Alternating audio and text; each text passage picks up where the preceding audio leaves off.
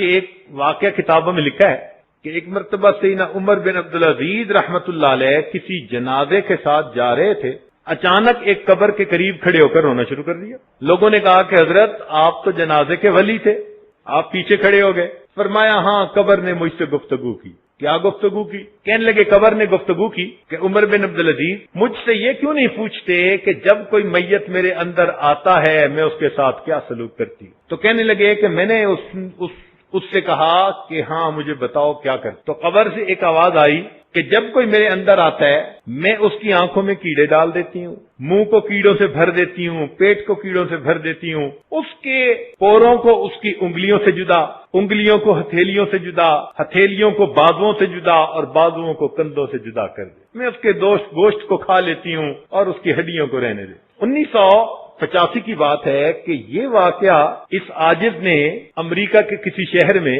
بیان کیا، انگلش میں بیان تھا اور وہ مجمع ہی سارا ڈاکٹروں کا تھا۔ بیان کے بعد ایک صاحب آئے، کہنے لگے حضرت آپ نے جو یہ بات سنائی تو یہ آپ نے کہاں پڑھی؟ میں نے کہا بھائی ہم نے کسی کتاب میں یہ واقعہ پڑھا ہے۔ کہنے لگے آپ دیکھنا چاہیں گے کہ قبر میں کیا ہوتا ہے؟ میں نے کہا عبرت کی نظر سے دیکھنا چاہوں گا۔ اگلے دن وہ ہمیں نیچرل ہسٹری میوزیم لے گئے اور وہاں پر مومیز کا ایک سیکشن تھا۔ مومی کہتے ہیں ہنود شدہ لاش، وہ لاش جس کو کیمیکل لگا کے پریزرو کر دیتے ہیں، وہ وہاں پر لے گئے۔ شیشے کے کمرے بنے ہوئے تھے اور لائٹ انڈائریکٹ تھی، اتنی جتنی اثر کے قریب ہوتی ہے، سورج غروب ہونے کا منظر بنایا ہوا تھا۔ تو شیشے کے پہلے کمرے میں جب لے گئے تو کمرے پہ لکھا ہوا تھا دروازے پہ کہ جب انسان دنیا سے مرتا ہے تو اس کی حالت یہ ہوتی ہے۔ اس نے اندر دکھایا، اندر ایک انگریز کی لاش پڑی ہوئی تھی، صحیح سالم جیسے لوگ بندہ ہوتا ہے۔ خیر ہم نے ایک نظر ڈالی، کیونکہ اس پر کوئی کپڑا نہیں تھا، صاف جسم نظر آ رہا،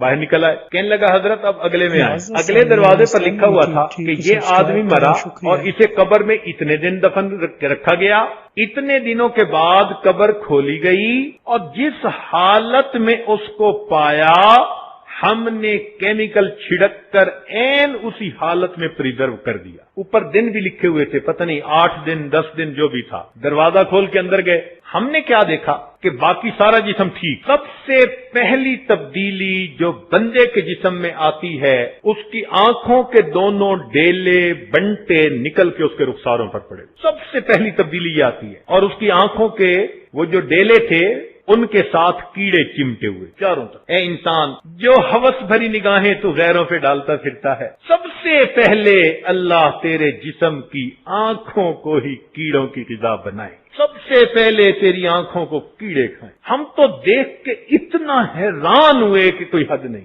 آنکھوں سے آنسو ہمارے۔ وہ کہنے لگا حضرت آگے چلے، اگلے کمرے میں گئے، لکھا ہوا تھا یہ بندہ فوت ہوا، اس کو اتنے دن قبر میں رکھا، کچھ زیادہ دن، اور جب نکالا تو اس کی یہ حالت۔ جب اندر جا کے دیکھا تو اس کا باقی جسم سلامت، آنکھوں کے ڈیلے جو تھے وہ کیڑوں نے کھا لیے تھے اور آنکھوں کے اندر سوراخ سے بنے ہوئے تھے، گڑے سے۔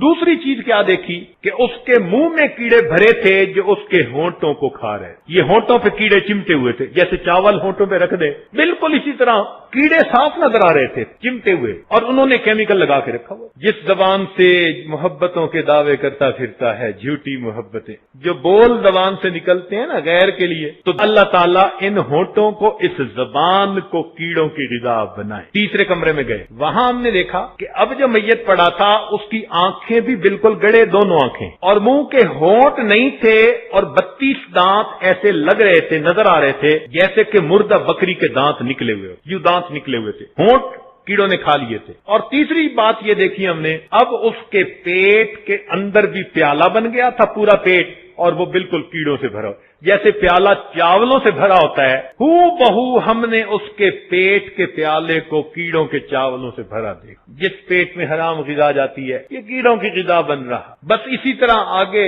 وہ کیڑے پھیلتے چلے گئے، حتیٰ کہ ایک وقت آیا کہ گوشت کا نام و نشان ختم ہو گیا۔ پھر اس سے آگے جا کے دیکھا تو آخری کے اندر ہم نے پورے جو تھے وہ انگلیوں سے جدا دیکھے، انگلیاں ہتھیلی سے جدا دیکھی، ہتھیلی بازو سے جدا، بازو جسم سے جدا، سب ہڈیاں الگ الگ پڑی۔ پھر اس کے بعد آخری ایک وہ تھا، اس میں انہوں نے لکھا کہ اتنے سال کے بعد قبر کھولی، اس کے اندر ریڑھ کی ہڈی کا اتنا سا حصہ پڑا تھا باقی ہڈیوں کو بھی کیڑوں نے کھا لیا۔ آج جس جسم کو حرام سے پال رہے ہیں، جس جسم کو ہم گناہوں کے مزے دے رہے ہیں، ہم اس جسم کو کیڑوں کے لیے تیار کر رہے ہیں۔ اللہ والوں کے بھی یہی جسم ہوتے ہیں، لیکن چونکہ وہ گناہوں سے جسم کو بچاتے ہیں، ان کے اندر گناہوں کے بیکٹیریا جراثیم کوئی نہیں ہوتے۔ اللہ تعالیٰ ان کے جسموں کو بھی سلامت۔ تو انہوں نے غصے میں آ کے کہا کہ بڑے میاں جیسے تمہاری نکلے گی ویسے میری نکلے۔ اس نے کہا اچھا پھر میری تو ایسے نکلے گی۔ کل اس کے پاس کپڑا تھا، وہ وہیں دکان میں فرش پہ لیٹ گیا، کپڑا اوپر کیا، کہتے لا الہ الا اللہ۔ یہ سمجھے کوئی ڈرامہ اور بہانہ کر رہا ہے۔ تھوڑی دیر کے بعد جب کپڑا ہٹایا دیکھا تو واقعی وہ اللہ کو پیارا ہو چکا۔ دل سے چوٹ لگی کہ واقعی یہ ہے باخدا لوگ کہ جو دنیا سے دل نہیں لگاتے، اپنے رب سے دل لگاتے ہیں اور پھر کلمہ پڑھ کے دنیا سے رخصت ہو جاتے۔ پھر بعد میں یہ بڑے اولیاء میں شامل ہوئے۔ شیری سبتی رحمۃ اللہ علیہ فرماتے ہیں کہ ہم لوگ ایک جگہ بیٹھے تھے، ایک درویش کا بندہ آیا، کہتے ہیں کوئی اچھی سی جگہ ہے جہاں کوئی مر سکے۔ حیران ہو گیا اس کی بات سن کے، کہتا کیا ہے؟ کہتا ہے میرا مقصد ہے کوئی ٹھنڈی ہوادار کوئی پانی والی ایسی جگہ ہے۔ ہم نے کہا وہ سامنے کنواں ہے۔ وہ گیا کنویں پہ، اس نے جا کے وضو کیا، 2 رکعت نفل پڑھے اور جا کے لیٹ گیا۔ ہم سمجھے سویا ہوا ہے۔ نماز کا وقت آیا، ہم نے بھی وضو کیا۔ جب اس کو جگانے گئے تو دیکھا وہ تو اللہ کو پیارا ہو چکا۔ ان اللہ والوں کی جو ہے نا وہ دوسرے جانے کا ہوتا۔ اور آگے کا معاملہ بھی ان کا ایسے۔ بھائی جی بستانی رحمۃ اللہ علیہ خواب میں کسی کو نظر آئے تو پوچھا کہ جناب آگے کیا بنا؟ تو کہنے لگے کہ جب میں قبر میں گیا تو فرشتے کہنے لگے وہ بڈھے کیا لائے ہے، وہ بڈھے کیا لائے ہے؟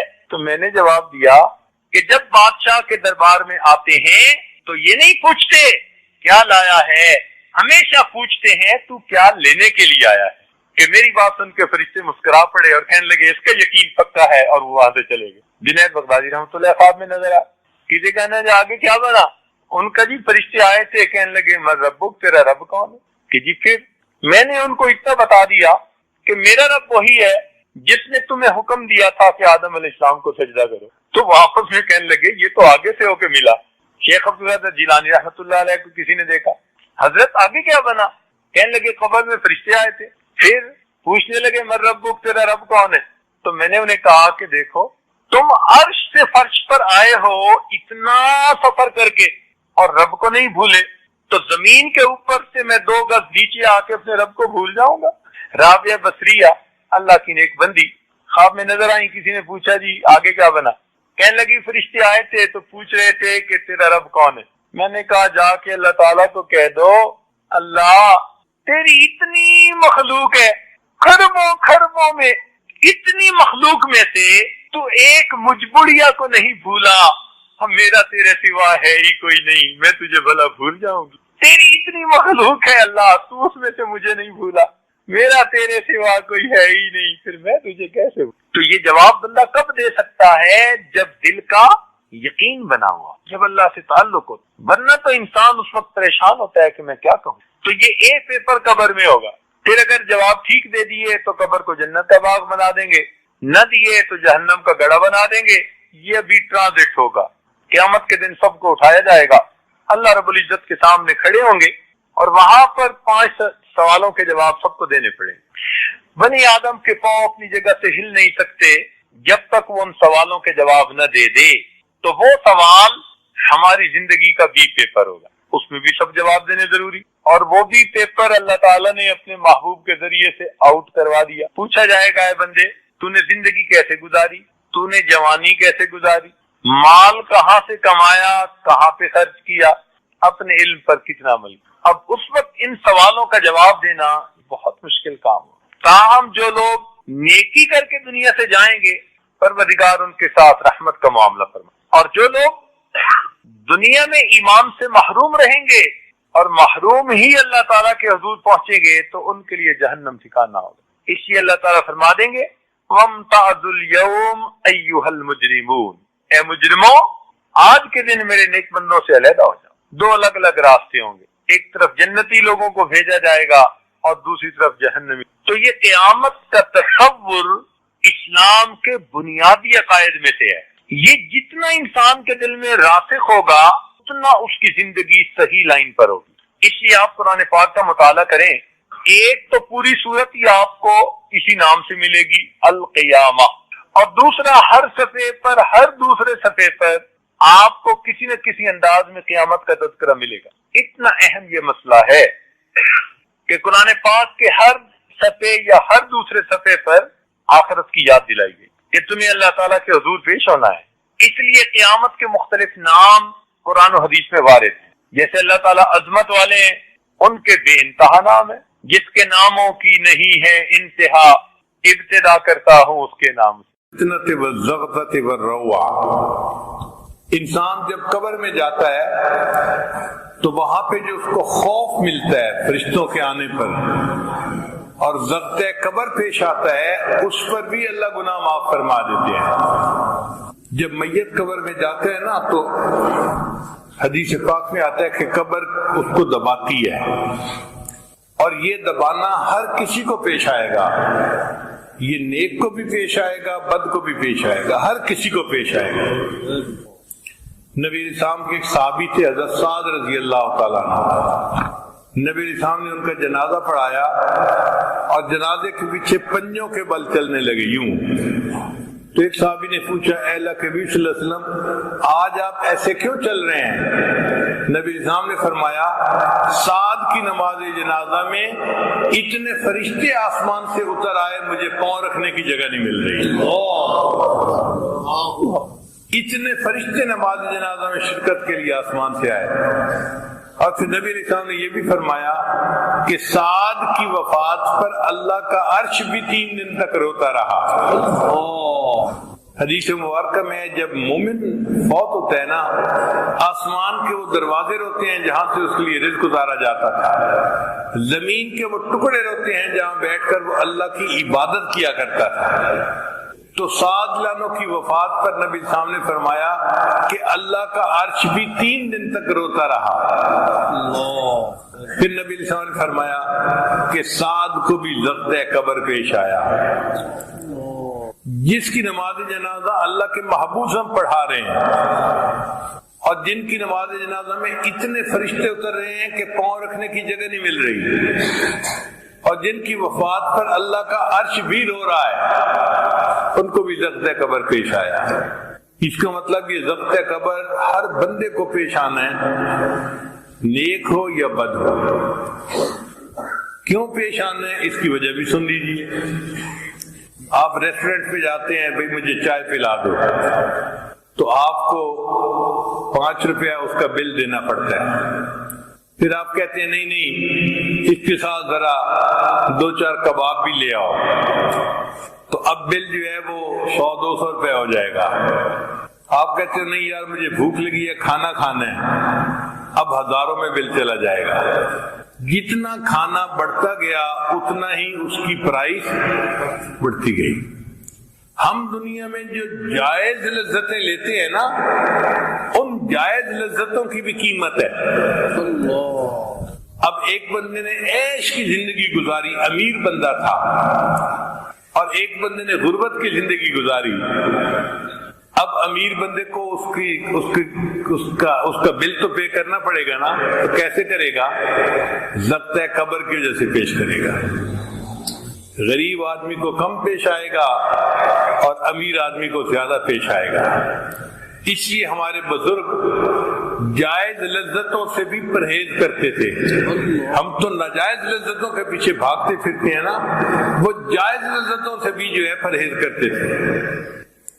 مجھے یاد ہے کہ میرے والد گرامی کھانا کھانے کے لیے جب بیٹھتے تھے، میں 2-3 سال کی عمر کا چھوٹا بچہ تھا، ساتھ بیٹھتا تھا، تو ابو ایک لقمہ سالن میں لے کر منہ میں ڈالتے، اور گلاس پانی کا پڑا ہوتا تھا، اٹھا کر ایک گھونٹ سالن میں ڈال دیتے تھے. مجھے سمجھ نہیں آتی تھی بات. میں پوچھتا تھا ابو اتنا مزیدار سالن امی نے بنایا اور آپ نے اس میں ایک گھونٹ پانی ڈال کے اس کو بے مزہ کر دیا. اب اس کا جواب نہیں دیتے تھے، اتنا کہتے تھے تم اپنا کام کرو، مجھ سے یہ باتیں نہ پوچھو. پوری زندگی انہوں نے کچھ نہیں بتایا. جب ان کی وفات ہوئی تو پھر والدہ صاحبہ نے مجھے بتایا کہ بیٹا وہ کہتے تھے کہ یہ نفس دشمن ہے، ہم اس کو لذتیں دنیا میں کیوں دیں؟ لذیذ کھانا آتا تھا اس کو بے مزہ کر کے کھا لیتے تھے کہ پیٹ بھرنا مقصد ہے، پیٹ تو بھر جائے گا، ہم لذتوں کے پیچھے کیوں پڑے؟ تو ہمارے اکابر جائز لذتوں سے بھی پرہیز کرتے تھے، ہم ناجائز لذتوں کے پیچھے پڑتے ہیں۔ ہاں ایک بات اور ہے کہ ضبط قبر تو مومن کو بھی پیش آئے گا اور کافر کو بھی پیش آئے گا، مگر دونوں میں زمین آسمان کا فرق ہے۔ جو کافر کو پیش آئے گا وہ قبر کی دیواریں اس کو دبائیں گی حتیٰ کہ ایک طرف کی پسلیاں دوسری طرف چلی جائیں گی، اس کی ہڈیاں ٹوٹیں گی، اس کو تکلیف ہوگی۔ اور مومن کو جو ضبط قبر پیش آئے گا وہ تکلیف کا باعث نہیں ہوگا، وہ ایسا ہی ہے جیسے آپ کے سر میں درد ہو تو آپ بیٹے کو بلا کے کہتے ہیں بیٹا ذرا سر دبا دو۔ اب بیٹے کے سر دبانے سے آپ کو تکلیف ہو رہی ہوتی ہے، راحت مل رہی ہوتی ہے، بیٹا تھوڑی دیر اور دبا دو، بیٹا ذرا میرے پاؤں میں درد ہو رہا ہے انہیں بھی دبا دو۔ تو ہم جسم جو دباتے ہیں وہ راحت کا سبب بنتا ہے، تو مومن کو ضبط قبر تو پیش آئے گا، اس کے لیے وہ تکلیف کا باعث نہیں بنے گا، راحت کا باعث بن جائے گا، مگر اس کے بدلے اللہ اس کے گناہوں کو معاف فرما دیں گے۔ رحمت اللہ وعفوہ ومغفرتہ بلا سبب من العباد۔ قیامت کے دن اللہ تعالی محض اپنے فضل اور اپنی رحمت سے اپنے بندوں کے گناہوں کو معاف فرما دیں گے، بندوں کا کوئی عمل نہیں ہوگا، اللہ کی رحمت کا اظہار ہوگا۔ چنانچہ مفسرین نے لکھا ہے قیامت کے دن نیک لوگ شفاعت کریں گے، شہداء کریں گے، صالحین کریں گے، انبیاء کریں گے، سید الانبیاء کریں گے، سب جب شفاعت کر چکیں گے، جنتی سارے کے سارے جس کی چاہیں گے شفاعت کریں گے، ایک ایسا وقت آئے گا کہ کوئی شفاعت کرنے والا نہیں ہوگا۔ اللہ فرمائیں گے ہر شفاعت کرنے والے نے شفاعت کی اور اپنی رحمت کا اظہار کیا، اب میں پروردگار اپنی رحمت کا اظہار کرتا ہوں۔ اللہ تعالی جہنم میں سے لوگوں کی 3 لپیں بھریں گے اور ان کو اللہ تعالی جہنم سے نکال کے جنت عطا فرمائے۔ بہت خوبصورت سوال پوچھا۔ اے اللہ کے حبیب صلی اللہ علیہ وسلم، من اکیس الناس وحدم الناس، انسانوں میں سب سے زیادہ عقل مند اور سمجھدار کون ہے؟ نبی صاحب نے فرمایا اکثرہم ذکر للموت، وہ جو موت کو کثرت سے یاد کرے، واکثرہم استعداد للموت، اور جو ان میں موت کی سب سے زیادہ تیاری کرتا ہو، اولئک الاکیاس، یہ ہیں عقل مند لوگ، ذہبوا بشرف الدنیا وکرامت الاخرہ۔ نبی علیہ السلام نے تو ان کو عقل مند کہا جو موت کو زیادہ یاد رکھیں اور موت کی زیادہ تیاری کریں۔ نہ موت یاد ہو نہ موت کی تیاری یاد ہو تو وہ تو پھر نگاہ نبوت میں بے وقوف انسان ہے۔ آج سوچیں عقل مند ہے یا بے وقوف؟ نبی علیہ السلام نے بے وقوف کو کہا، حدیث مبارکہ میں ہے الدنیا دار من لا دار لہ ومال من لا مال لہ ولہا یجمع من لا عقل لہ۔ لسان نبوت سے نکلے ہوئے الفاظ ہیں کہ جو دنیا کو جمع کرنے میں لگا ہوا ہے اس شخص کے اندر عقل کی رتی نہیں ہے۔ تو آج دیکھو کہ ہماری زندگی کس طرح سے گزر رہی ہے، کہیں موت کا تذکرہ کر دو نا تو عجب سی بات نظر آتی ہے کہ اس نے کون سی انوکھی بات شروع کر دی۔ حالانکہ صحابہ کرام کا مزاج ایسا تھا کہ وہ وقتاً فوقتاً موت کا تذکرہ کرتے رہتے تھے، سنتے رہتے۔ سیدنا عمر بن الخطاب عنہ نے ایک شخص کے ذمہ لگایا تھا آپ میرے ساتھ ساتھ رہنا اور موقع کی مناسبت سے موت کا تذکرہ چھیڑتے رہنا۔ ایک دن آپ نے اس کو کہا کہ بھئی اب آپ کسی اور قوم میں لگ جائیں۔ اس نے کہا کیوں امیر المومنین، اب موت کو یاد کرنے کی ضرورت نہیں ہے۔ آپ نے اپنی ریش کی طرف اشارہ کر کے کہا کہ دیکھو اب اس میں جو سفید بال آ گئے یہ مجھے موت کی یاد دلانے کے لیے کافی ہے۔ عمر لانا نے ایک انگوٹھی پائی ہوئی تھی، اس کے اوپر لکھا ہوا تھا کفا بالموت واعظا، اے عمر موت ہی واعظ کافی۔ تو موت کو یاد کرتے رہتے تھے۔ جنازہ جا رہا ہے، کسی صاحب نے پوچھا یہ کس کا جنازہ؟ صحابی نے کہا تیرا جنازہ۔ وہ تھوڑا سا امبیرسمنٹ فیل کرنے لگے کہ کیا کہا، مان لگے بھائی اگر آپ کو برا لگا تو یہ میرا جنازہ۔ پھر بات سمجھائی، اے بھائی جو فوت ہو چکا اس کی تو موت آ چکی، اب یہ تیری باری ہے یا میری؟ ہمیں اپنے بارے میں سوچیں. تو اس سے پتہ چلتا ہے کہ نبی علیہ الصلوۃ والسلام نے مزاج ہی ایسا بنا دیا تھا ان کا کہ موت ان کو ہر وقت یاد رہتی تھی. جب موت یاد رہے گی نہ انسان دھوکہ دے گا، نہ کسی کی عزت پہ حملہ کرے گا، نہ انسان کسی کا حق مارے گا. انسان ایک اچھا انسان بن کے زندگی. جب موت یاد نہیں ہوگی تو پھر انسان کوئی بھی گناہ آسانی سے کر لے گا. کب موت آئے گی کوئی نہیں جانتا. امام غزالی رحمۃ اللہ علیہ فرماتے تھے، اے دوست تجھے کیا معلوم بازار میں وہ کپڑا پہنچ چکا ہو جسے تیرا کفن بننا ہے. اے دوست تجھے کیا معلوم بازار میں وہ کپڑا پہنچ چکا ہو جسے تیرا کفن بننا. انسان شادی بیاہ میں مشغول ہوتا ہے، اس کو نہیں پتا ہوتا کہ قبر تم میں کفن کا کپڑا پہنچ چکا. اللہ اکبر کبیرہ. آدمی کو دشمن نے قتل کیا اور نہر کے اندر ڈال دیا. کئی دن اس کی لاش نہر کے اندر ہی رہی، پھول گئی. ایسی پھول گئی کہ جب اس کو نکالا گیا پتہ نہیں چلتا تھا کہ یہ کون ہے کون نہیں، پہچاننا مشکل. یہ بھی پتہ نہیں تھا کہ کس شہر کا ہے. چنانچہ پولیس نے کاغذی کارروائی کر کے جو قریب بستی تھی اس کے عالم کو کہا کہ بھائی آخر مسلمان ہے، آپ اس کو نہلا دیں، کفنا دیں اور دفن کر دیں، ہمیں تو اس کے وارث کا کوئی پتہ نہیں. لو جی، امام صاحب نے بستی والوں کو کہا کہ لوگوں نہلا تو میں دوں گا، میرے پاس کفن کے پیسے تو نہیں ہیں، کفن کے پیسے دو.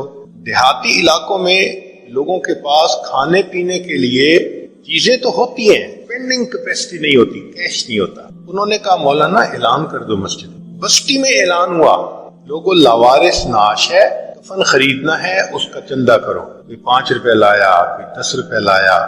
آدھا گھنٹہ اعلان ہوتا رہا لاوارث نعش، اور پھر جا کے پیسے پورے ہوئے، اس کو کفن دے کے اس کا جنازہ پڑھا کے اس کو دفن کر. پولیس اس کی تفتیش میں تو لگی ہوئی تھی.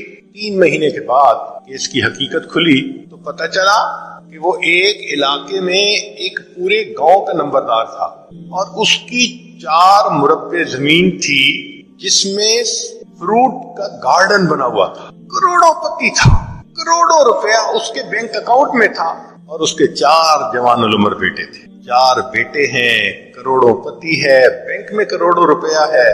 لیکن اس کو کبھی پتہ نہیں تھا جب میں مروں گا میرے کفن کے لیے آدھا گھنٹہ چندہ کیا جائے. وارث مان نہ کری وارثاں دا، رب بے وارثہ کر مارتا. فرماتے ہیں کہ اے وارث تو اپنے وارثوں کا مان نہ کرنا، اللہ تعالیٰ کبھی کبھی بندے کو لاوارث کر کے مار دیا کرتا. کیا پتا کس حال میں موت ہے. ایک شخص 5ویں منزل پہ کام کر رہا تھا، ونڈو میں پاؤں جو اس کا اکھڑا اور کوئی چیز ٹوٹی تو وہ نیچے سڑک پر آ کر گرا، اور میٹل روڈ تھی.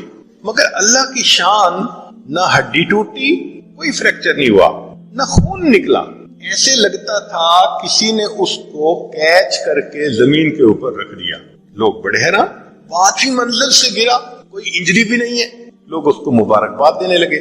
تیسرے چوتھے دن اس کے 2 دوست آئے اس کو ملنے کے لیے اور کہنے لگے کہ تمہیں نئی زندگی ملی ہے، ہمیں مٹھائی کھلاؤ. اس نے کہا بیٹھیں، یہ میرے بالکل گھر کے سامنے جو یہ مٹھائی کی دکان ہے نا، سویٹ شاپ ہے، ابھی میں تازہ مٹھائی لے کے آتا ہوں. وہ بٹھا کے گھر کہا کہ تم چائے بناؤ. بیوی کو کہا میں ابھی تازہ مٹھائی لاتا ہوں. بیوی نے گھر کے اندر ماربل لگا ہوا تھا اور اس کو دھویا تھا، صاف کیا تھا، اور وہ گیلا تھا. خاوند اپنے گھر میں ماربل کے فرش پر چلتا ہوا آ رہا ہے، پاؤں جو پھسلا، سر کے بل گرا، اس کو موت آ گئی. 5ویں منزل سے گرا، ایک قطرہ خون کا نہیں نکلا، فرش سے پھسلا، موت کا وقت آ چکا. ہمیں کیا پتا کب موت آنی.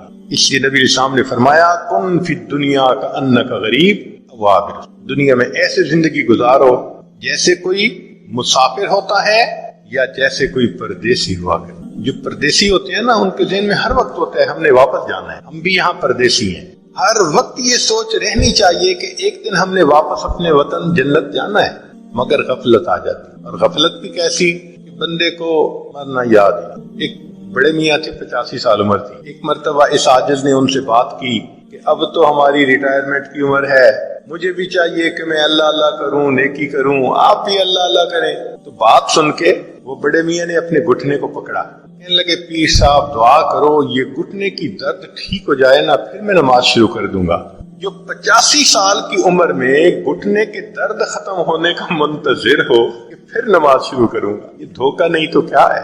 عرفات کے میدان میں وقوف کا وقت ہے، لوگ دعائیں مانگتے ہیں کہ کئی تو لمبی مانگتے ہیں اور کئی رحمت اللہ علیہ نے الایمان الاوسط ایک کتاب ہے، اس میں 10 اسباب بتائے ہیں جن سے انسان کے گناہ معاف ہوتے۔ یہ 10 اسباب ہمیں زبانی یاد ہونے چاہیے تاکہ ہم ان کے ذریعے سے اپنے گناہوں کی بخشش کا بندوبست کریں۔ سب سے پہلا سبب استغفار۔ استغفار کہتے ہیں کہ اپنے گزرے ہوئے گناہوں پر نادم ہونا۔ شریعت نے کہا الندم توبۃ، ندامت یہ توبہ ہے، اور حدیث مبارکہ میں ہے کہ قیامت کے دن سب سے زیادہ خوش انسان وہ ہوگا من وجد فی صحیفتہ استغفارا کثیرا، جس کے نام اعمال میں کثرت کے ساتھ استغفار لکھا ہوا ہوگا۔ تو ہمیں کثرت سے استغفار پڑھنا چاہیے۔ چنانچہ ایک شخص حضرت حسن اللہ عنہ کے پاس آیا، حضرت بہت گناہگار ہوں، کوئی عمل بتائیں۔ فرمایا استغفار پڑھو۔ ایک اور آدمی آیا، حضرت بارش نہیں ہو رہی، کوئی عمل بتائیں۔ فرمایا استغفار پڑھو۔ پھر ایک آدمی آیا کہ حضرت بہت قرضہ چڑھ گیا، دعا کریں کہ کوئی اسباب بن جائیں رزق کے، مال کے، تاکہ قرضہ اتر جائے۔ فرمایا استغفار پڑھو۔ پھر ایک شخص آیا کہ حضرت دعا کریں اللہ مجھے بیٹا دے دے۔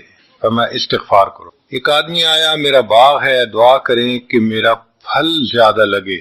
فرمایا استغفار کرو۔ ایک آدمی آیا میری کھیتی باڑی کی زمین ہے، دعا کریں پانی اندر سے نکل آئے۔ فرمایا استغفار کرو۔ اب سننے والا حیران کہ مختلف لوگ مختلف ضروریات آ کر بیان کرتے رہے، سب کے لیے ایک ہی جواب۔ تو اس نے پوچھا کہ حضرت کیا مسئلہ؟ تو فرمایا کہ دیکھو یہ جواب میں نے اپنی طرف سے نہیں دیا، قرآن مجید سے دیا۔ اللہ تعالیٰ ارشاد فرماتے ہیں قرآن مجید میں فَقُلْتُ اسْتَغْفِرُوا رَبَّكُمْ إِنَّهُ كَانَ غَفَّارًا۔ تو سب سے پہلے استغفار کرنے سے گناہوں کی بخشش ہوتی ہے۔ یرسل السماء علیکم مدرارا، تمہارے اوپر اللہ بارشیں برسائے گا۔ وَيُمْدِدْكُمْ بِأَمْوَالٍ، اللہ مال کے ذریعے تمہاری مدد کرے گا۔ وَبَنِينَ، اور بیٹوں کے ذریعے مدد کرے گا۔ وَيَجْعَلْ لَكُمْ جَنَّاتٍ، اور اللہ تعالیٰ تمہیں درختوں پہ پھل زیادہ عطا کرے گا۔ وَيَجْعَلْ لَكُمْ أَنْهَارًا، اور اللہ تعالیٰ تمہارے لیے زمین سے چشمے جاری فرما دے گا۔ آپ اگر غور کریں تو ہماری روزمرہ کی جو پریشانیاں ہیں وہ انہی میں سے ہیں۔ کوئی بیٹے کے لیے پریشان، کوئی کاروبار کے لیے پریشان، کوئی قرضوں کی وجہ سے پریشان۔ اس کا مطلب یہ کہ اگر ہم استغفار کرنے کی عادت ڈال لیں تو ہمیں کسی اور عمل کی ضرورت ہی نہیں۔ اور یہ عمل قرآن مجید میں بتایا گیا ہے، یہ پروردگار عالم کا کلام ہے۔ ہم استغفار کم کرتے ہیں، کم از کم 100 مرتبہ صبح اور شام استغفار کا کرنا معمول بنا لینا۔ آپ لوگ ڈرائیو کرتے ہیں اپنے دفتر جاتے ہوئے تو راستے میں جو آدھا گھنٹہ لگتا ہے اس میں کیا کرنا ہوتا ہے؟ بعض لوگ نعت سن لیتے ہیں، تلاوت سن لیتے ہیں، وہ بھی عبادت ہے، لیکن اس سے زیادہ بہتر یہ ہے کہ انسان خود پڑھے کچھ۔ تو اگر اس دوران آپ استغفر اللہ ہی پڑھتے رہیں تو سینکڑوں دفعہ استغفار نامہ اعمال میں لکھا جائے گا، اور اگر پورا پڑھ لیں استغفر اللہ ربی من کل ذنب واتوب الیہ تو یہ سونے پہ سہاگے والی بات ہے۔ تو اپنے ٹائمنگز کو ایسے ایڈجسٹ کریں کہ اس میں درود استغفار کثرت کے ساتھ آپ پڑھ سکیں، کیونکہ حدیث پاک میں یہ فرمانا کہ قیامت کے دن وہ بندہ بہت خوش ہوگا جس کے نام اعمال میں استغفار زیادہ ہوگا۔ دوسرا سبب ہے توبہ۔ توبہ اور استغفار بہت قریب قریب ہیں، ان میں لائن آف ڈیمارکیشن ڈالنا تھوڑا ڈیفیکلٹ ہے، مگر علماء نے لکھا ہے کہ استغفار پچھلے گناہوں پہ ریپینٹنس کو کہتے ہیں، اور توبہ آئندہ گناہوں کو کمٹ نہ کرنا، اس کی کمٹمنٹ کرنا، عزم کرنا، اس کو کہتے ہیں۔ توبہ عزم جازم، ایک عہد کرنا کہ میں نے آج کے بعد گناہ نہیں کرنا، یہ توبہ کہلاتا ہے۔ تو گویا توبہ کا تعلق آئندہ گناہ نہ کرنا، استغفار کا تعلق پاسٹ کے ساتھ ہے کہ میں نے جو کیا برا کیا، اللہ بس میری غلطی کو پلیز معاف کریں، اس کو استغفار کہتے ہیں۔ اور یہ استغفار کا حکم اللہ رب العزت نے اپنے حبیب صلی اللہ علیہ وسلم کو دیا، فسبح بحمد ربک واستغفرہ، حکم ہے، صیغہ ہے امر کا۔ اللہ کے محبوب صلی اللہ علیہ وسلم کو اگر یہ حکم ہے تو سوچئے پھر ہمیں استغفار کرنے کی کتنی ضرورت ہے۔ توبہ ہر بندے پہ کرنی ضروری، چنانچہ کافر ہے تو وہ کفر سے توبہ کر کے مسلمان بن جائے، مومن ہے گناہوں سے توبہ کر کے نیک بن جائے۔ جو نیک ہے وہ جو اپنے اعمال کے اندر غفلت ہوتی ہے، نماز کی غفلت، ذکر میں غفلت، تلاوت میں غفلت، اس غفلت سے توبہ کرے، اور جو کہے کہ جی میں تو اس سے بھی توبہ کرتا ہوں تو بھائی ہم جو اعمال کرتے ہیں یہ اس کوالٹی کے تو نہیں کہ اللہ تعالیٰ کے ہاں قبولیت پا سکے. اب پھر استغفار کرنا کہ اللہ اس کو قبول کر لیجئے، کیونکہ اللہ کے محبوب صلی اللہ علیہ وسلم نے فرمایا ما عبدنا کا حق کا عبادت، اے اللہ ہم نے عبادت نہیں کی جیسے عبادت کرنے کا حق تھا. اگر سید الاولین والآخرین صلی اللہ علیہ وسلم یہ فرماتے ہیں، ہم کس کھیت کی گاجر مولی ہیں، ہماری عبادتیں کیا عبادتیں؟ تو استغفار کرنا، توبہ کرنا ہم میں سے ہر بندے پر لازم.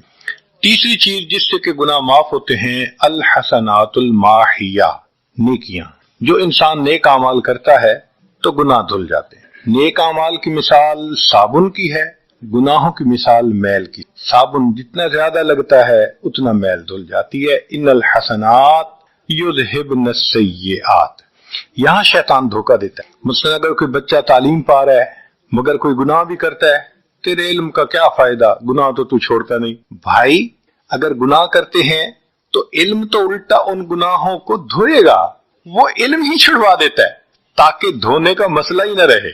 اب عورت سوچے گی میں پردہ تو کرتی نہیں، نمازوں کا کیا فائدہ؟ یہ دھوکہ ہے شیطان کا. بھئی آپ نمازیں پڑھتی رہو، اس نمازوں کی برکت سے اللہ پھر پردے کی بھی توفیق دے دیں گے. تو نیکی نہیں چھوڑنی چاہیے کبھی بھی. یہ سوچ کے جی میں اچھا تو ہوں نہیں، کیا فائدہ؟ فائدہ ہے. جب اللہ فرما رہے ہیں کہ نیکیاں گناہوں کو دھو دیتی ہیں، بھئی گناہ تو ہم چھوڑتے نہیں اور نیکی آرام سے چھوڑ دیتے ہیں، یہ کہاں کی لاجک ہے؟ تو اس لیے نیکی بھاگ بھاگ کے کرنی چاہیے. اگر گناہ ہیں تو نیکی اور زیادہ کریں تاکہ نیکی کی برکت سے گناہوں کی ظلمت ختم ہو جائے اور دھل جائے. حدیث پاک میں ہے بندہ گناہ کرتا ہے لکھ دیا جاتا ہے، دوسرا گناہ، تیسرا، 5 گناہ کرتا ہے، پھر اس کے بعد وہ ایک نیکی کرتا ہے تو نیکی والا فرشتہ کہتا ہے کہ دیکھو اللہ کے ہاں دستور ہے من جاء بالحسنۃ فلہ عشر امثالھا. اس کو 10 نیکیاں ملنی تھی، تم نے 5 گناہ لکھے ہیں نا، اچھا تم 5 گناہ مٹا دو، میں نامہ اعمال میں 10 نیکیوں کی بجائے صرف 5 نیکیاں بیلنس وہ ڈال دیتا ہوں. چنانچہ 5 گناہ مٹا دیے جاتے ہیں، 5 نیکیاں نامہ اعمال میں لکھ دی جاتی. اس لیے خوب نیکی کرنی چاہیے تاکہ اللہ تعالیٰ گناہوں کی ظلمت سے ہمیں محفوظ فرما دے. چوتھی چیز جس سے کہ گناہ معاف ہوتے ہیں، دعاء المؤمنین للمؤمن. جو ایمان والے ایک دوسرے کے لیے دعائیں کرتے ہیں اس سے بھی گناہ معاف ہوتے ہیں. چنانچہ عمر لانو جا رہے تھے عمرے کے لیے، نبی علیہ السلام نے فرمایا اے بھائی ہمیں اپنی دعاؤں میں نہ بھولنا.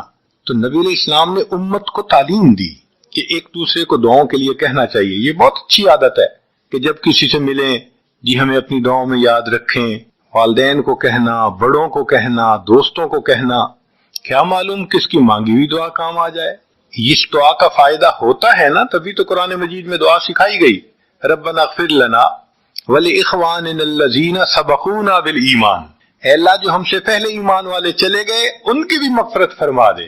تو فائدہ ہوتا ہے تو قرآن نے دعا سکھائی ہے نا. تو ایمان والوں کی دعاؤں سے دوسرے ایمان والوں کو فائدہ ہوتا ہے. حدیث پاک میں ہے دوست کی دعا دوست کے پیٹھ پیچھے رد نہیں کی جاتی. کیوں؟ اس میں خلوص ہوتا ہے. تو اس لیے حدیث پاک میں ہے، مسلم شریف کی روایت ہے کہ اگر کوئی آدمی فوت ہو جائے اور 40 آدمی جنازہ پڑھ لیں جو ایمان والے ہوں، توحید والے ہوں، فرمایا ما من رجل مسلم یموت فیقوم علی جنازتہ 40 رجلا لا یشرکون باللہ شیئا الا شفعهم اللہ فی. اللہ 40 بندوں کی نماز جنازہ کو قبول کر کے میت کی مغفرت فرما دیتے ہیں. 5واں عمل ما یعمل للمیت من اعمال البر. ہم اپنے فوت شدہ لوگوں کے لیے جو نفل کے کوئی نیک کام کرتے ہیں اس سے بھی ان کے گناہ معاف ہوتے ہیں. مثلا صدقہ کر دیا، قرآن پاک پڑھا، ان کو بخش دیا، ان کی طرف سے عمرہ کیا، حج کیا، ان نفلی اعمال کا ثواب ان کو ملتا ہے. اس کی وجہ سے ان کے گناہوں کو معاف کر دیا جاتا ہے. چنانچہ حضرت شیخ الحدیث رحمۃ اللہ علیہ نے فضائل ذکر میں یا کسی اور کتاب میں واقعہ لکھا ہے کہ ایک اللہ والے تھے، قبرستان کے قریب سے جاتے ہوئے انہوں نے کچھ پڑھ کے قبرستان والوں کو بخش دیا. رات خواب دیکھا کہ وہی قبرستان والے ہیں اور ایک آدمی آتا ہے جیسے کوئی ڈاک تقسیم کرنے والا ڈاکیا ہوتا ہے اور سب اس کی طرف بھاگ پڑتے ہیں جیسے ڈاک لینے کے لیے.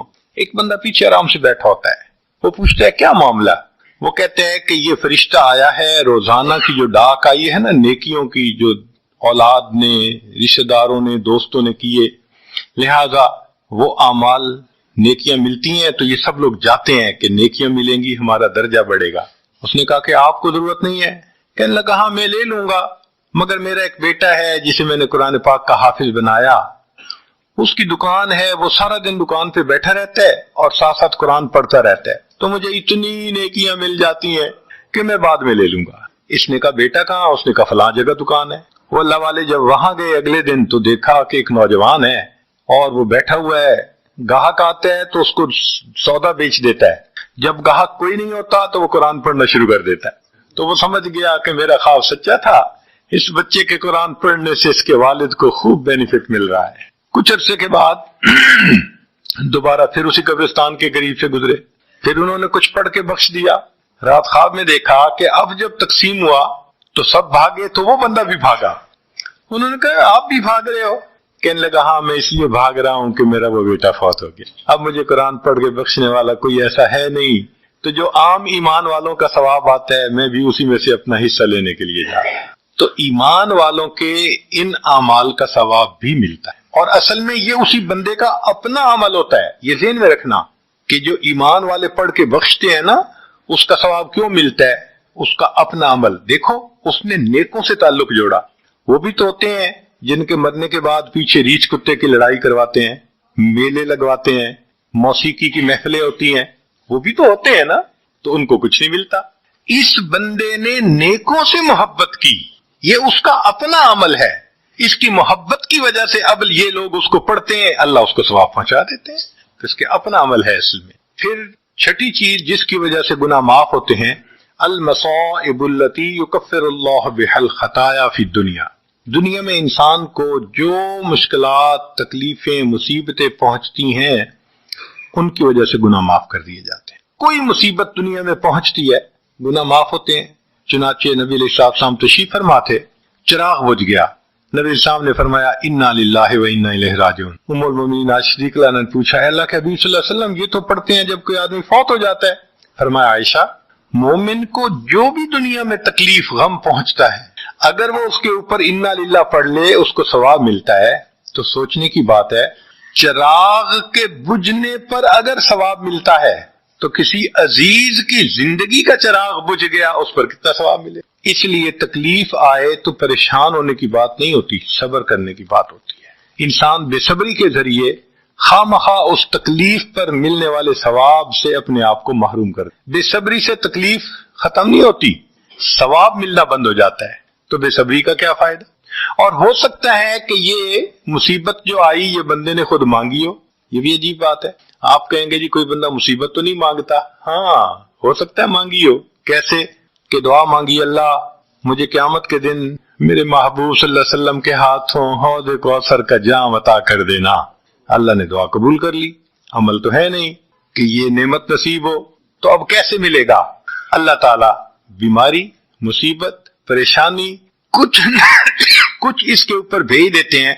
अगर ये बंदा उस पर सब्र कर लेता है, उसको बहाना बनाकर अल्लाह इसको वो नेमत अता फरमा देते। चनाचे एक बुजुर्ग थे, 70s में थे, बीवी भी इसी तरह बहुत नेक थी।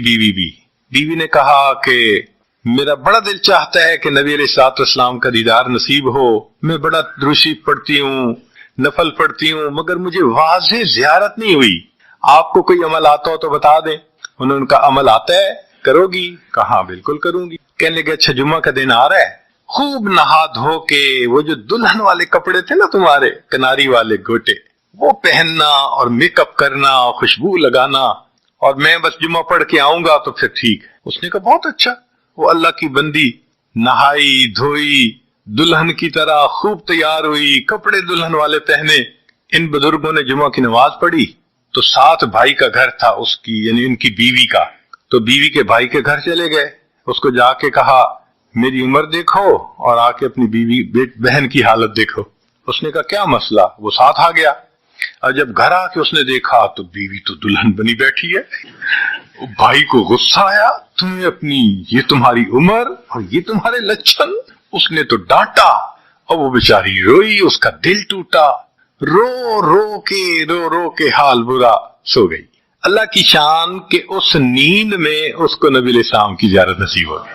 اب وہ اٹھی تو وہ خوش بھی ہے اور پریشان بھی ہے. خوش اس بات پہ کہ زیارت ہو گئی اور پریشان اس بات پہ کہ میاں نے کیا کیا، خود کہا دلہن بنو اور خود بھائی سے مجھے ڈانٹ پڑوا دی.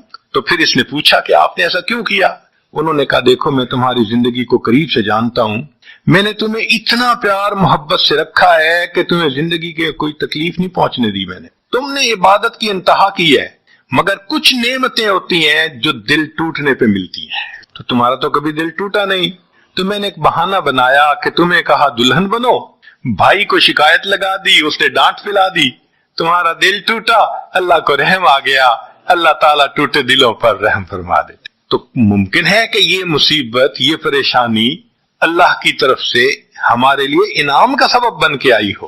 اس لیے ہمارے بزرگوں نے کہا سکھ دکھاں تو دیواں وار، کہ میں سکھوں کو دکھوں پہ قربان کر دوں. سکھ دکھاں تو دیواں وار، دکھاں آن ملائم یار، کہ دکھوں نے مجھے میرے یار سے ملا دیا. اللہ کو بڑا ترس آتا ہے اس بندے پر جس پر کوئی مصیبت آتی ہے، پریشانی آتی.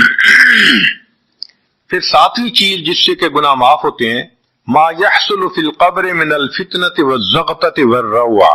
قبر کے اندر انسان جب جائے گا تو اس کو وہاں پر ضغط قبر پیش آئے گا. قبر دباتی ہے، اس قبر کے دبانے سے بھی گناہ معاف ہوتے ہیں، اور یہ ضغط قبر ہر کسی کو پیش آئے گا.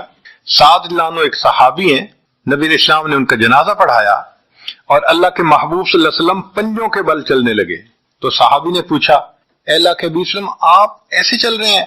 فرمایا سعد کی نماز جنازہ میں شرکت کے لیے اتنے فرشتے آسمان سے اتر آئے، مجھے پاؤں رکھنے کی جگہ نہیں مل رہی. پھر حدیث پاک میں آتا ہے کہ نبی علیہ السلام نے فرمایا سعد کی وفات پر اللہ کا عرش بھی 3 دن تک روتا رہا. جن کی وفات پہ اللہ کا عرش روئے، اللہ کے فرشتے جنازے میں اترے، کیسے اللہ کے مقبول بندے ہوں گے. پھر نبی علیہ السلام نے فرمایا سعد کو بھی ضغط قبر پیش آیا. تو اس کا مطلب یہ کہ یہ ضغط قبر تو پیش آنا ہی ہے، ہر کسی کو آنا ہے، کوئی بھی ہو. اب یہ عجیب سی بات ہے، مگر اس کو سمجھیں کہ کیوں پیش آنا ہے. آپ اگر کسی ریسٹورنٹ پہ جائیں اور جا کے سویٹ ڈش کھائیں یا کباب کھائیں تو بل پے کرنا پڑتا ہے نا. گروسری سٹور سے جا کے کوئی چیز لائیں، بل پے کرنا پڑتا ہے نا، ہر چیز کا بل ہوتا ہے نا. اس دنیا میں انسان جو مزے لیتا ہے بھلے جائز صحیح، ان کی بھی ایک کاسٹ ہے اور وہ اسے پے کرنی پڑے گی، اور وہ کاسٹ ضغط قبر سے پے ہوگی. اس لیے جس کی زندگی غربت میں گزری ہوگی اس کا ضغط قبر بہت کم ہوگا، اور جس نے عیش آرام مزے سہولت انجوائے کیا کاسٹ تو دینی پڑے گی نا. تو ضغط قبر تو پیش آنا ہے. ہمارے والد صاحب بچپن میں دیکھتا تھا میں کہ بہت اچھا سالن بنا ہوتا تھا نا، تو اکثر وہ گلاس پانی کا اٹھاتے تھے اور ایک گھونٹ پانی ڈال دیتے. مجھے سمجھ نہیں آتی تھی یہ کیا کرتے ہیں. میں اکثر ان سے پوچھتا تھا ابو آپ ایسے کیوں کرتے ہیں، نہیں بتاتے تھے. جب ان کی وفات ہوئی تو بعد میں والدہ صاحبہ نے کہا کہ اصل میں وہ یہ کہا کرتے تھے کہ نفس میرا دشمن ہے، میں اس نفس کو لذتیں کیوں دوں. وہ لذیذ کھانے کے اوپر بھی ایک گھونٹ پانی ڈال کے اس کو کم مزے والا بنا لیا کرتے تھے، جائز لذتوں کو بھی کم کر لیتے تھے. ہمارا کیا حال ہوگا جو ناجائز لذتوں کے پیچھے بھاگتے پھر. تو یہ ضغط قبر مومن کو بھی پیش آتا ہے اور کافر کو بھی، مگر فرق ہے. کافر کو پیش آئے گا کہ حدیث پاک میں آتا ہے دائیں طرف کی پسلیاں بائیں طرف اور بائیں کی پسلیاں دائیں طرف، یوں پسلیاں توڑ کے رکھ دیں گے. اور مومن کو بھی ضغط قبر پیش آئے گا، مگر مومن کو ضغط قبر تکلیف نہیں دے گا اتنی اگر نیک ہوا. کیوں؟ اچھا آپ بتائیں سر میں درد ہو تو آپ کہتے ہیں نا ذرا سر دبا دو، تو تکلیف ہوتی ہے یا راحت ملتی ہے؟ سر دبانے سے راحت ملتی ہے. جس طرح سر درد میں کوئی دبائے سر کو راحت ملتی ہے، ایسے ہی مومن کو ضغط قبر تو پیش آئے گا مگر مومن کے لیے راحت کا سبب ہوگا. 8ویں چیز جس سے کہ گناہ معاف ہوں گے، احوال یوم القیامت وکربها وشدائدها. قیامت کے دن جو انسان کو ایک وحشت کی کیفیت ہوگی، ہول کی کیفیت ہوگی، خوف ڈر کی کیفیت ہوگی. اللہ اکبر. امام غزالی رحمت اللہ علیہ نے تفصیل لکھی ہے کہ سارے لوگ کھڑے ہوں گے اور سورج بہت قریب ہوگا، پسینے میں شرابور ہوں گے، اللہ اکبر. اس وقت جہنم کے اندر ابال آئے گا اور جہنم کے اندر سے انگارے اٹھ کر اوپر جائیں گے اور واپس گریں گے. فرماتے ہیں اس وقت انبیاء میں سے کوئی نبی بھی ایسا نہیں ہوگا جس کو یہ ڈر نہ ہو کہ کہیں انگارے میرے اوپر نہ آ جائیں. اگر انبیاء بھی تھرا رہے ہوں گے ہمارا اس دن کیا حال. تو قیامت کے دن کی دہشت اور وحشت کوئی چھوٹی چیز نہیں ہے، مگر اس سے بھی اللہ تعالیٰ ایمان والوں کے گناہوں کو معاف فرما دیں. پھر نئی چیز جس سے کہ گناہ معاف ہوں گے، شفاعت النبی صلی اللہ علیہ وسلم فی اہل الذنوب یوم القیامہ.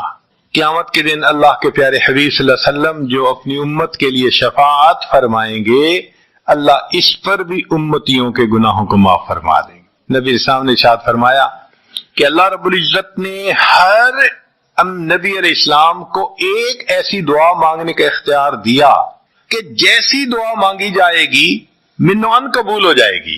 تو انبیاء نے دعائیں مانگی تو صحابی نے پوچھا اے اللہ کے حبیب صلی اللہ علیہ وسلم آپ کو بھی اختیار دیا گیا؟ فرمایا مجھے بھی اختیار دیا گیا. اے اللہ کے حبیب صلی اللہ علیہ وسلم آپ نے کیا دعا مانگی؟ فرمایا میں نے کوئی دعا نہیں مانگی، میں نے اس کو ذخیرہ رکھ لیا. قیامت کے دن جب میری گنہگار امت کا حساب ہوگا اس وقت میں وہ دعا مانگوں گا، امت کو لے کے جنت میں جاؤں گا. اللہ کے محبوب صلی اللہ علیہ وسلم کو امت سے کتنا پیار. کوئی ماں اولاد کے لیے 23 سال نہیں روتی. جوان بیٹا فوت ہو 2-4 مہینے رو کے پھر نارمل لائف ہو جاتی ہے. کوئی باپ اولاد کے لیے 23 سال نہیں روتا.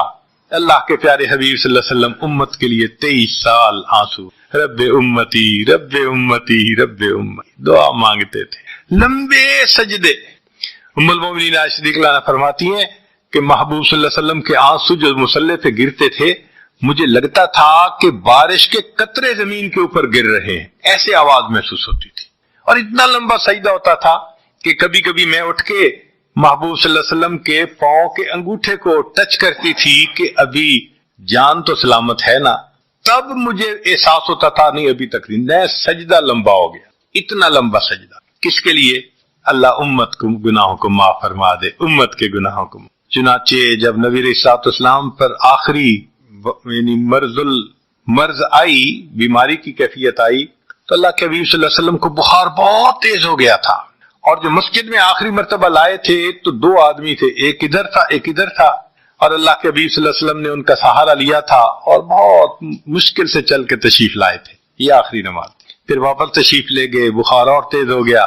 سیدہ عائشہ صدیقہ عنہا فرماتی ہیں کہ میں نے اوپر کپڑا سا ڈال دیا، کپڑے کے اوپر سے مجھے گرمی محسوس ہو رہی تھی. میں نے پانی کا ایک پیالہ پیش کیا، اللہ کے حبیب صلی اللہ علیہ وسلم پانی کے پیالے میں ہاتھ مبارک ڈالتے تھے اور اپنے چہرے پہ لے رہے تھے، اور جسم تھا کہ جیسے کوئی گرم چیز میں سے گرمی نکل رہی ہوتی ہے، اس طرح وہ بخار سے دہک رہا تھا. فرماتی ہیں کہ مجھے محسوس ہوا کہ یہ تو بہت تیز بخار ہے، کبھی ایسا نہیں دیکھا.